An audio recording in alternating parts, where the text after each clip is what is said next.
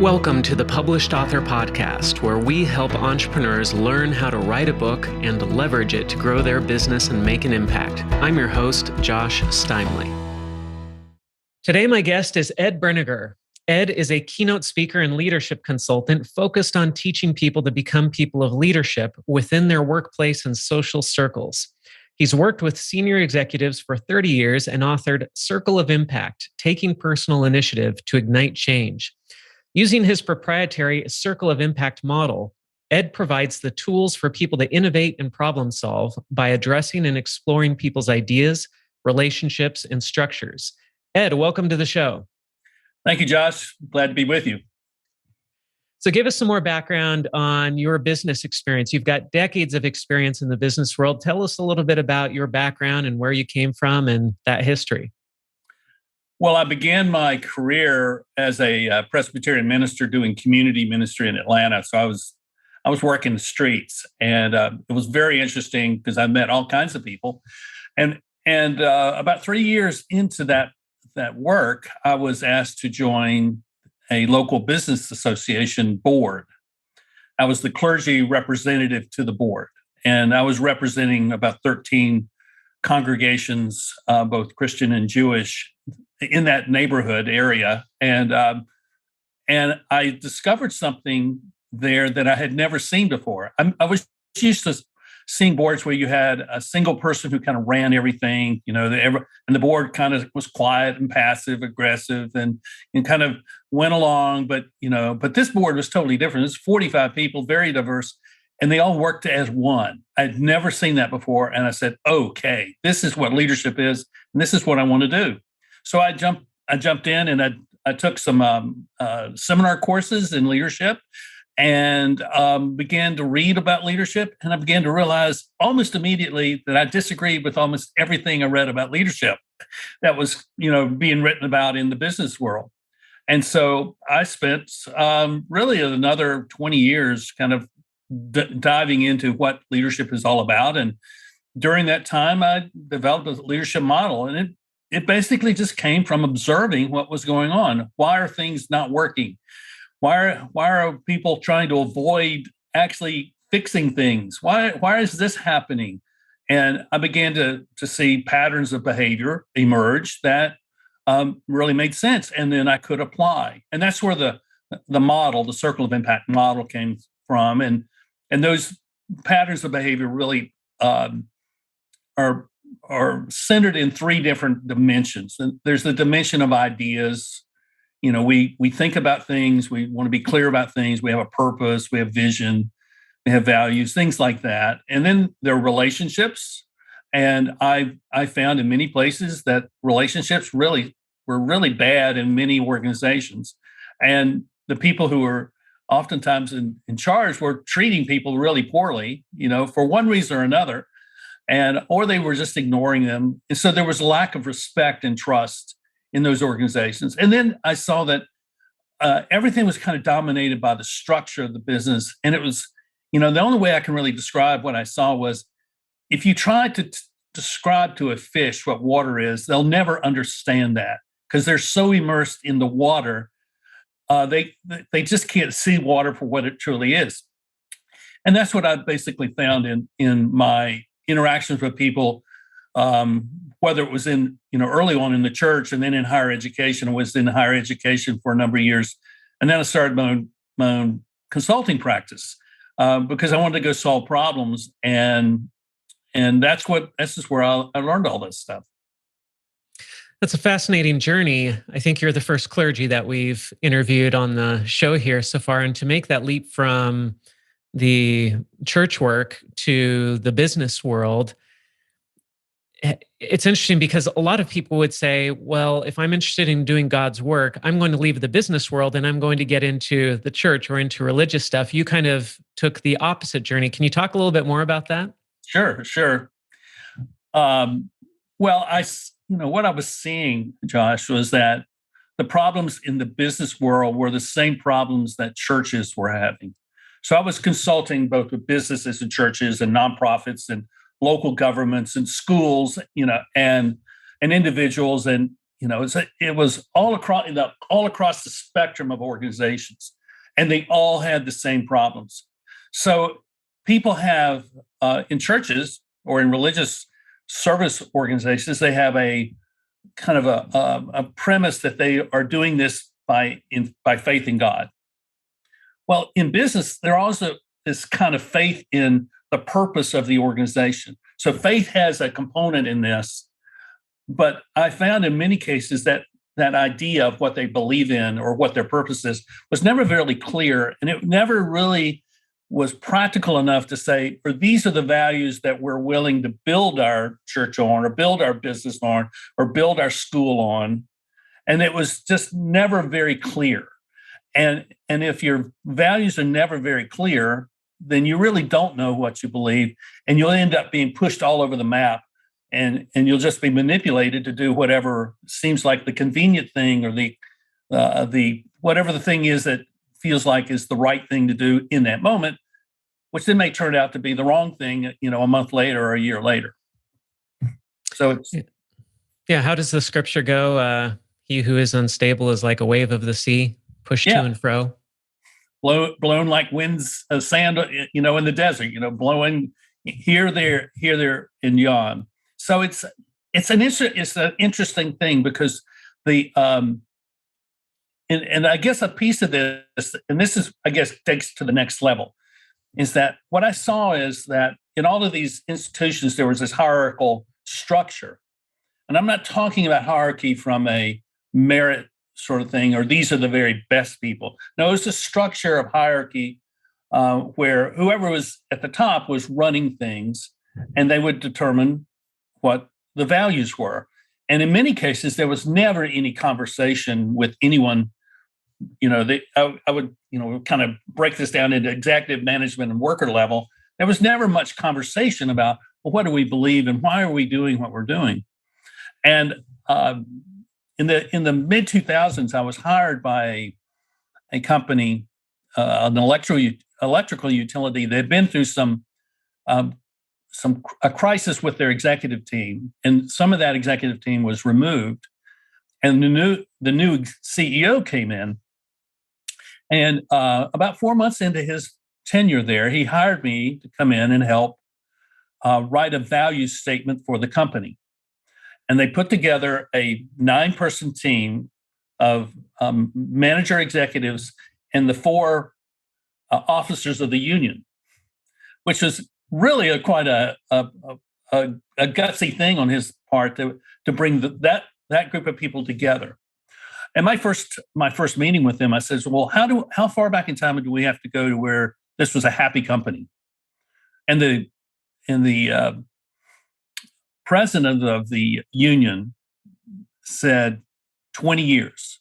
I said, what was it like back then? He says, we were a family. We all knew each other. We did things together. We played softball together. We did picnics together. As a company, we all knew each other, and we were a family. Then this new regime came in, and they basically said, we're going to make every decision. We're going to do this really hardcore top-down thing. And then they made some really bad decisions about how they were going to manage some of the funds and the assets of the company. And as a result, they left. They were asked to leave. So the new guy comes in, and he's starting with, I'm going to get to know people. So this is an electrical utility. So you got these folks who go out in their trucks and they work up on the electrical lines every day. They're setting up utility systems, and he would go out there at 5 a.m. and take them breakfast, and he'd be in his t-shirt and jeans, and they would be talking not about the business, they'd be talking about each other. And he was going to get to know these mostly men who, and get to know them as Ralph or George or Harry or whatever their first name is, and also get to know who their wives are and their children are. And after that 4 months, and he continued to do that. So he became known as Paul. He was not Mr. So-and-so, or here's the president or the CEO. And so when our project came to a conclusion, we had to present to him a value statement. And this is really important, I think, in understanding how actually organizations function. So the last day, we did not have a statement. We entered the last 3 hours of our work without a statement. I had asked the team the day before, said, if you want to write something, write it tonight, bring it tomorrow, we'll present it, and we'll look at it and we'll talk about it and see if this is where we want to go. So 2 of the guys had done this to the persons. And then I said, well, why don't we take 20 minutes? And if anybody else wants to write one, they had already presented it. Why don't we do that? So we ended up with five value statements. And then I gave them all each of them 5 votes, and they could vote. They can allocate their votes however they want to. Gave them little Post-it notes, and they could go post it up there. And one of the ones that had been written overnight won by a landslide. It was really quite good. And I said, are you all convinced that this is the right statement for the company going forward into the future? And they all said yes. Are you prepared for Paul to come in and see this? They said yes. So one of the team went down and brought him up. We hid the votes, so he didn't know how the team had voted. And I said, Paul, which one is the one that you would choose? And he chose the one that they did. And the visceral emotion that went through the room that day was like, okay, we're going to be okay as a company. We can trust this guy, and we're going to move forward. And it was a remarkable thing. So out of that, I've come to see one thing, and I'll just share this last thing, and then we can move into something else. But what I discovered there, and I've seen this in other places, and particularly seen it in large corporations, is something I call a persistent residual culture of values. And these values that the people have, these are the people who work in the business. These values that they have persist because they reside in their relationships with one another. There's a very well-known international company. I can't say the name because I'm forbidden to say this, describe the company itself. But I did some seminars for a team at the company, and one of the guys that got me into being able to do this was taking me around his division's offices, the executive offices. We went into their office suites, a very luxurious place. And I was introduced to one of the executive assistants. She works for one of the executive vice presidents. And very formal, almost aggressively formal towards me, as if I was a threat, and I'm not a threat. I'm just a guy. I'm here to kind of find out what's going on and see if I can help out. I was introduced as to who I was and what I was doing there. And then I asked her about her experience at the company. And she had been there for 30 years. And it was obvious that she knew that she couldn't talk about what was going on. I just said to her, listen, I know that these are hard times here, but I want you to know that a company is not defined by its leadership or its tragedies. It's defined by this persistent residual culture of relationships and values that exist. That culture is going to outlast all the executives that are in this business. They're going to come and go, but you all are going to be here. And you all need to understand that you have a set of values that bind you together, that cause you to love this company because you're willing to sacrifice to make this company as great as it can be. And so that was part of the kind of the solution end of seeing these patterns of behaviors that were not functioning well in many of the organizations that I was working with. I love that. I'm almost getting goosebumps as you talk about that because I'm an entrepreneur too. And as I'm trying to create a company that will outlast me, this is the type of thing that I think about is how do I create that culture that will outlast me? And just talking about it, just hearing you talk about it in that conversation, that's inspiring because I can see how if I were working at a company and somebody came to me and said, hey, you're part of creating this culture. You have the power to make this culture something that endures and is good and will outlast your time at this company. That would put a weight of responsibility on me that makes me feel like my life has meaning at this company. It's not just a job. There's something more than just a paycheck that I'm getting out of this. Absolutely. I think when we feel like there's something at stake in the work that we do, then we will give our best to it. And this is why my definition of leadership is very different than everyone else's. Because if you read through the literature, you'll see that leadership is treated as a role and a title in an organization. And my definition is that all leadership begins with personal initiative to create impact that makes a difference that matters. So that means that everybody in a company can function as a leader. They won't necessarily have the role of leader, but they can function as leader because they're making a difference that matters through the work that they do. And that's and to see that happen in places is just very gratifying, because what you're giving to that person or these people is really the privilege of fulfilling their own purpose as a person. And many people don't feel like they have that. And I think it's part of the reason so many people are resigning from the work that they've been doing. We're having this thing called the Great Resignation now, or they're resigning because the work is not meaningful, and they realize that I can probably do something better by starting something myself. And I'm seeing that. Which is kind of fun to watch. Yeah, I think it's a great thing. I mean, people talk about how, it's terrible, we can't hire people, we can't get people to work for us. To me, if people are becoming more discriminating in the jobs that they're willing to take, that is a net benefit for society. Because like you said, people want meaningful work. They want to know that their life matters. They don't just want a job. And that's fantastic, because what kind of people do we want to hire? Do we want to hire, as business leaders, do we want to hire people who see the job as just a job? Or do we want people who are searching for that meaning? And then that gives us the opportunity to find that meaning for them. And once they have that, we're going to have somebody who's much more loyal and much more hardworking and much more creative than somebody who's just there to get their paycheck. Yes, I absolutely agree with you. And I think here's part of the problem that I see, is that people rise to the level of being, quote, the leader in an organization.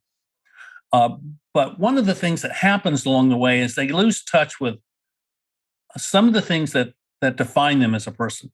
They lose touch with who they are and why they have a certain set of talents and skills.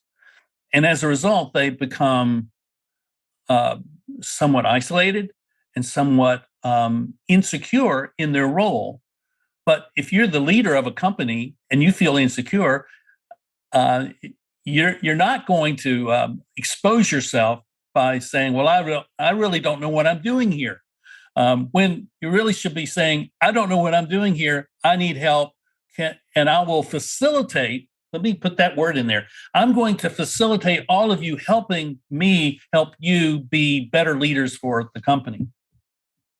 Quick break here. Are you an entrepreneur? Do you want to write a book that will help you grow your business? Visit publishedauthor.com, where we have programs to fit every budget, programs that will help you write and publish your book in as little as 90 days, starting at just $39 per month. Or if you're too busy to write your book, we'll interview you and then write and publish your book for you. Don't let the valuable knowledge and experience you have go to waste. Head on over to publishedauthor.com to get the help you need to become a published author. You've already waited long enough. Do it today. Now, back to the show. Great. Okay, so let's get to the point where you said, I've got these ideas. I've been researching leadership for decades at this point. At what point did you say, I need to put this in a book? What was that thought process like? Well, the beginning was 2004, when I was hired to write a business leadership column for the Asheville Citizen Times. I was living in Western North Carolina.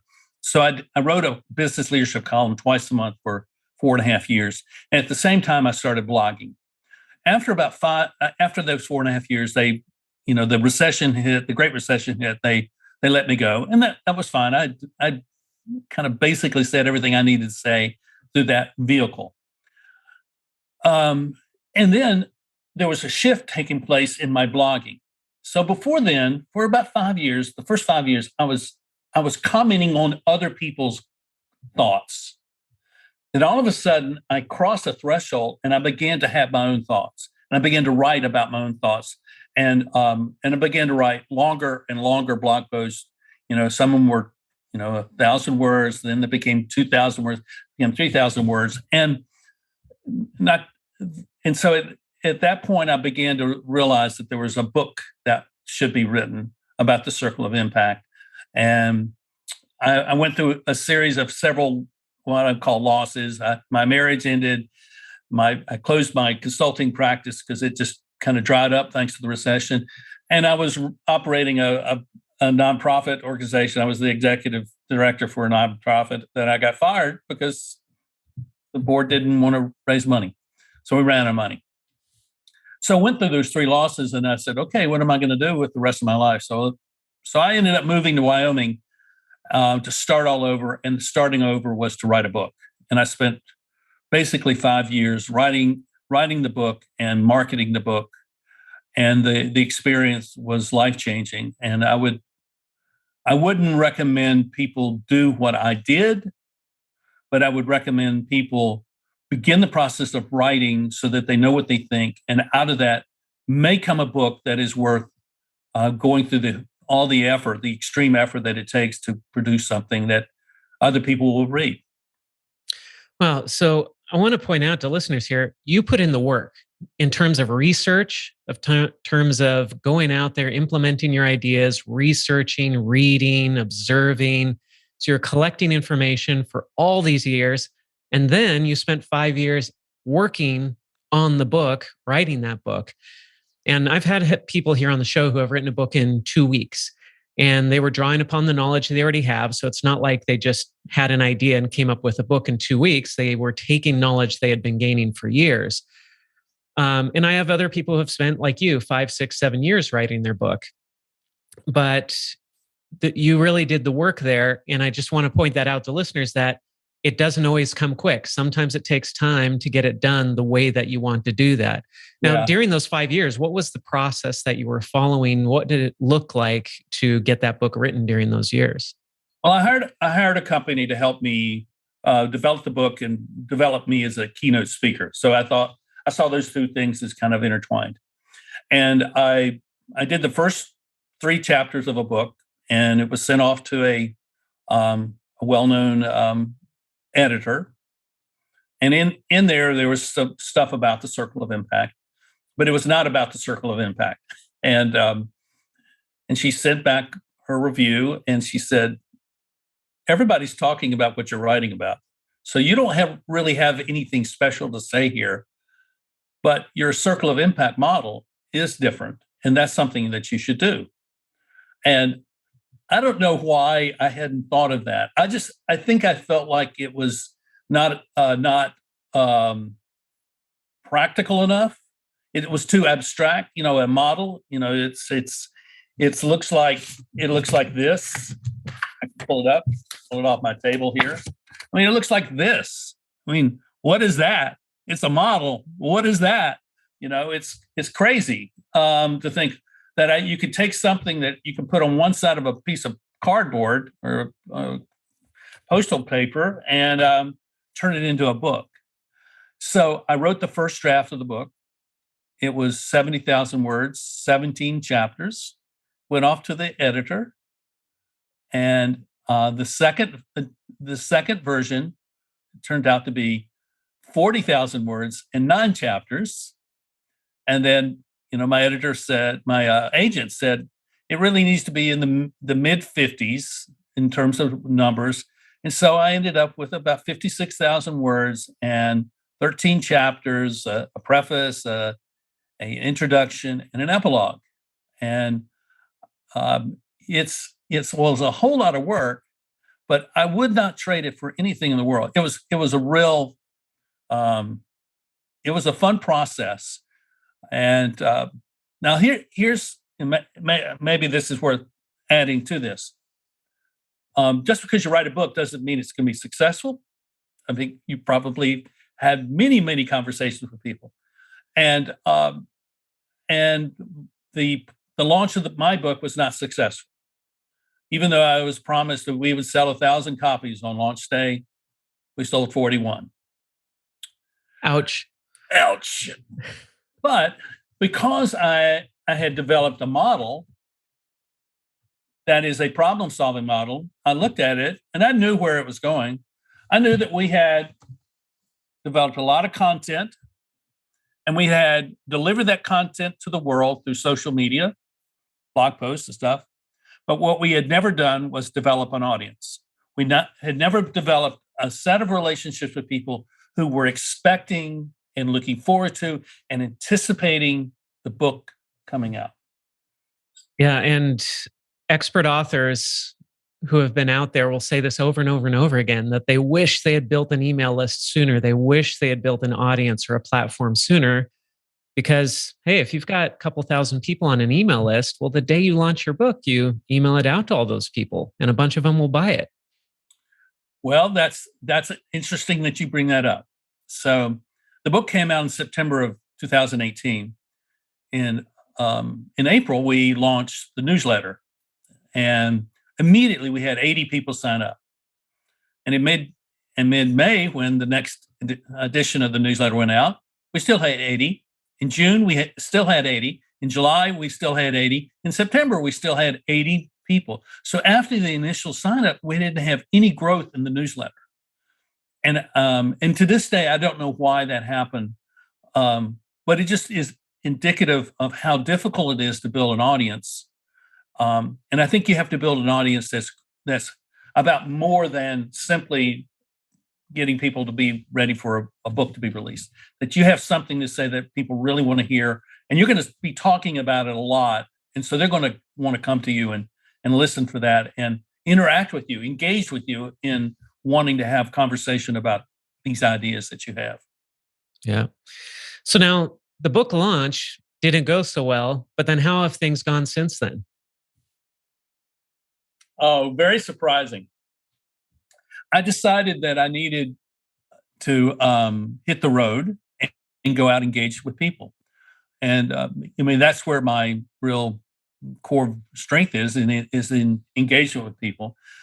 So I spent 10 and a half months on the road all over the United States, doing about 40 book events from North Carolina all the way to California and up and down the east and west seaboards. And it was fantastic. So one of the things that I did, which I'm really glad I did, was I bought a large number of books of my copies of my book, and I carried boxes of books in my car, and I would sell them or I would give them away. So a book, this little book here, became a calling card. It's like a business card. And so I would I met a woman in a laundromat in St. Louis, and we were watching the news, watching the weather, and she was getting ready to leave to go back to Louisiana.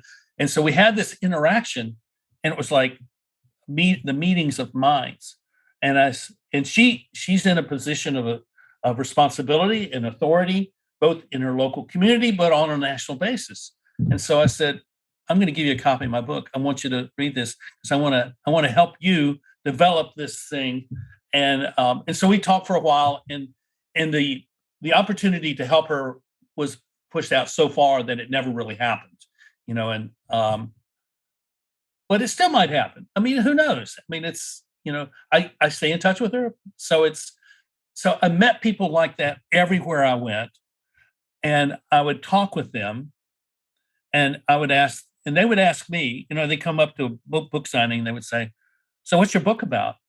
And this is important for people who are marketing. That you need to have a pitch that fits with the audience that you think are going to buy the book. And my pitch, I had two pitches, and one was, it's a book for people in transition. Doesn't matter what kind of transition you're in. If you're in transition, this book can help you. Or if it was obvious they were a business person, I said, it's a book for businesses that are in transition who want to elevate the leadership capacities of their people. And every time I said either one of those things, it had such a positive response. It was almost to the point of saying, it's really clear that we live in a time of transition, and that if you are not able to talk about the world being in transition, then you're not going to be able to communicate to people about the things that really are the questions that they're having about themselves and about the world. It's like the saying goes, the only constant is change. The only constant is change. But the question is it disruptive change or is it positive change? Well, and sometimes disruptive change can be positive change, can't it? Absolutely. It certainly can be. So now you did this book tour and you got to connect with a lot of people. And what result did that generate for you and your speaking business and with book sales and consulting, whatever else that you were doing? Well, I would say that all of that effort, which is valuable in me understanding who the public is, did not build a movement. And but there's only one way to learn things. It's all, in many respects. You can hear someone say that, but I learned it, firsthand. So people are looking for answers for themselves, and not many are actually looking for answers for the bigger picture. And so it didn't really develop a movement of people who are now doing circle of impact leadership stuff. But it put me in a position to be asking the right questions. So when the season of travel to promote the book was over, I realized that, okay, I've kind of come to the end of a period of time in my life. The chapter that had begun in the winter of 1984 was now over, and something new was about to start.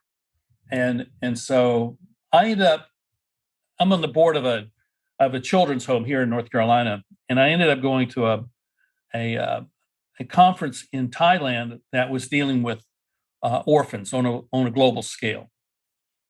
And I'm standing in the lobby. I'm just a guy. I'm gonna go to a party. I'm gonna be the first one there and the last one to leave. I'm gonna talk to everyone that walks through the door. And I'm standing there in the lobby of the hotel, and in walks this entourage of Africans. And almost immediately they come and surround me, and we start talking, and almost immediately we become best friends. I mean, it's the only way I can describe it. And within 10 days, I had 3 invitations to go to Africa. And at this point in time, 2 years ago, I was in Africa after 6 weeks being home from Thailand. And then I went back for 5 more weeks in February of last year. And what happened there was that culture was far more ready to hear what I have to say in this book than many places here in the US. And I'm not saying that as a negative, I'm just saying it as an observation. Okay, this is where we are. And so one of the things that occurred, so I arrived late February in Nairobi, and I'm having lunch with a guy that I had met in December. He brings another guy along, and this guy says, "So what do you want to do while you're here?" I already had a training event scheduled for out in the western part of the country. He said, "Do you want to talk want to do any talking?" I said, "Sure." So over the next 3 weeks, I did 7 talks that he had organized. And out of that was really clear that there was an opportunity to do something there, which I haven't been able to accomplish here. So one of the things that's emerged is a leadership conversation with a group of people in Nairobi that we've just started as a monthly thing. And the other is that we're rewriting this for Africa, and will come out next year. It'll be Circle of Impact Africa or something like that. And it'll be far more culturally attuned to the African world. And so it may be that the surprises of publishing a book is not that the book itself is winning things. It's also putting you in a position where you can change your own life and you can become something other than what you thought you were going to be. And in the middle of all of this, I get an email from my agent, and he says, "You need to sign the document and send it back to me fast as you can, because there is a Chinese publisher that wants to publish Circle of Impact. So I don't know how the sales are going there. May never know, but they paid for the rights to publish the book. Josh, all I'm saying is that you have to be open to whatever comes your way, and you have to take advantage of it. This is a very entrepreneurial sort of thing, and you have to take advantage of what opportunities are presented to you on a daily basis. And so I guess the last thing to tell you about that is that, so I come back from Africa at the end of February, 1st of March, and a week later, the pandemic lockdown coronavirus thing is declared. And that meant I was not going to make 2 trips to Africa the rest of the year that were planned. So what am I going to do? And so I decided that I was going to write about all these questions and all these stories and all these situations that people had been presenting to me for 2 years. So out of that, I produced 7 short books that I self-published on Amazon. And I can tell you that working hard and to work fast to produce something is a way to go. Unless you're having to do a lot of research, but if you're just responding to what people are saying to you, the questions you're saying, if you're responding, you're going to be able to say something which other people are going to respond. So my challenge now is simply to market all this.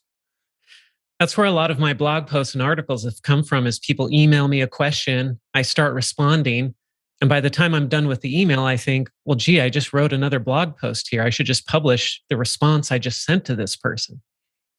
Absolutely. Yeah.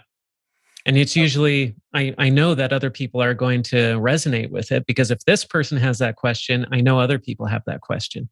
Well, going through your story with your book and everything there in Africa and what's happened, like you said, being open to the opportunities that come along. If you had tried to plan all that, you never could have imagined it up and said, here's my plan. And yet these things happened because you were open to it and because you created a door, or you opened the door for those opportunities to come to you. So what are your plans for the future? Then you've got your book in China, you've got Circle of Impact, you're rewriting that, you're writing these short books. What are you trying to create here? What's the vision that you have now as you still remain open to opportunities wherever they might lead? In the Circle of Impact book, I talk about an idea that I call the 2 global forces. And there is the global force of centralized institutions of governance and finance, and the global force of decentralized networks of relationships. And I think the pandemic is what we see, that centralized institutional structure being played out in the pandemic. But I see what I have seen, and I've seen this throughout my whole career, is entrepreneurial type people, and they may not even call themselves entrepreneurial, but they're doing things in their local communities. They're having an impact. And I decided that what I was going to do is I was going to begin to facilitate these individuals who oftentimes were isolated because they were the only ones who were interested in taking initiative, and they had the motivation, they had the energy, and nobody else was going to follow them because they just were not oriented that way. So I decided I was going to facilitate the formation of these networks of relationships. So in July, I formed the Global Impact Network. And with 2 guys in Uganda, one's a pastor, one runs an orphanage, I connected them together. They already knew each other, but they weren't connected. I mean, they weren't networked together.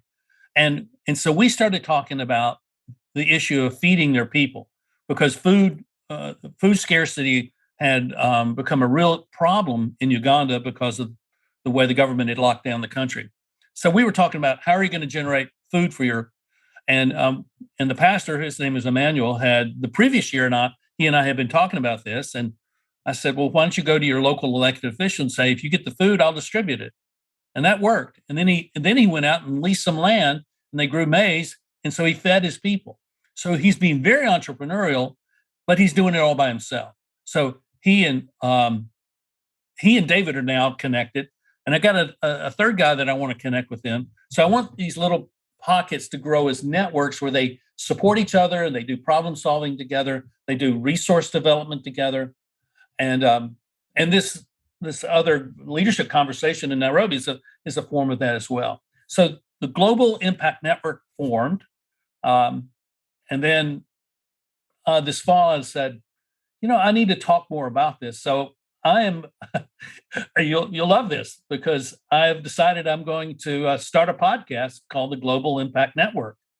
And I'm going to interview people like you're doing. I'm going to interview people who are having an impact in their local communities worldwide, and I'll do 52 weeks a year. And my goal is to have someone from every continent. And well, I don't know about Antarctica, but, but at least to have people to make this a truly global conversation about how we take care of our local communities. So that's the next big thing. And so this idea of these two global forces will become the basis for the next major book. It'll be the follow-up to Circle of Impact. And my goal is to have a manuscript done by next December. Sounds exciting. This is great. Well, Ed, thank you so much for being with us here today to share your story about your book journey, your author journey. Like we were talking before we started recording, everybody's story is different. And certainly your story is very unique and different than anybody else we've interviewed here on the show. Yeah. If people want to reach out and connect with you and learn more about you and get in touch, what's the best place for them to go? Well, the easiest thing is to go to my website, which is edbrenegar.com. And it's just spelled EDBRENEGAR.com. You can click a link there and you get on the newsletter. And if you actually want to email me, you can email me at ed@brenegar.com, and I'll be glad to talk. And there is now a SurveyMonkey survey out there for people who would like to be considered for being on my podcast. So I'll be glad to share that with people when they reach out to me. Perfect. Do you already have a name for the podcast? Global Impact Network. Global Impact Network. All right. So people listening to this can search for that. So. I mean, unless someone convinces me otherwise, I think it says everything about what I'm about, and we can talk about all three of those. We can talk about global stuff, we can talk about impact stuff, and we talk about network stuff. Perfect. Yeah. Well, thank you so much, Ed, for being with us here today on the Published Author Podcast. Thank you, Josh. If you enjoyed this episode, don't forget to subscribe. And if you want to spread the word, please give us a 5-star rating review and tell your friends to subscribe too. We're available on Apple Podcasts, Spotify, and everywhere else you listen to podcasts. And if you're an entrepreneur interested in writing and publishing a nonfiction book to grow your business and make an impact, visit publishedauthor.com for show notes for this podcast and other free resources.